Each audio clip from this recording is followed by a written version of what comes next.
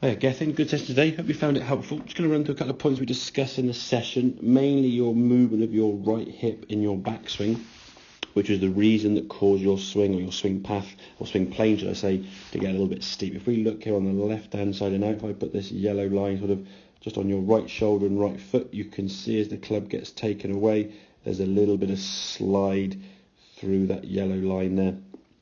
Now, because your hips are moving in this direction, as a result, your club has to go quite steep. It would be very unnatural for your club to sort of go around your body with your hips working in that fashion. So therefore, it's creating a steeper angle of attack with almost without choice as you come back into the golf ball. Now, because of that steeper angle of attack, you've got to make some adjustments as you come into impact to try and stop that club from digging in the ground too much. Now, you're a good player, very sporty guy. You said you could sort of adapt to certain things. You kind of figured out a way to do that, but it was a very inconsistent way of doing that. Giving enough shots when you first started, after 5 or 6 shots, you were hitting the ball very, very nicely. However, when we went to a longer club, you hit the ground beyond the ball. When you went to a shorter club, then the reaction back from a 5-iron back to, or the hybrid, should I say, back to a wedge, you caught them a few thin shots. So, ideally speaking, what we're looking for, if we look at this right-hand one now, and to be fair, you kind of caught it quite quickly.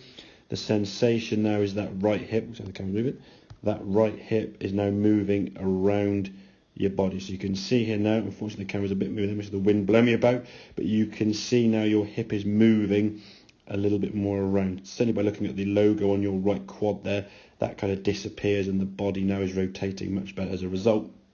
If we compare the two backswings, you can just see by the height of your arm there relative to your head, and obviously the logo there is usually disappearing for the most part, and there it's sort of still a bit noticeable. Okay, so the fact your body is rotating in this fashion better, the club now is going around your body, it's going to work flatter.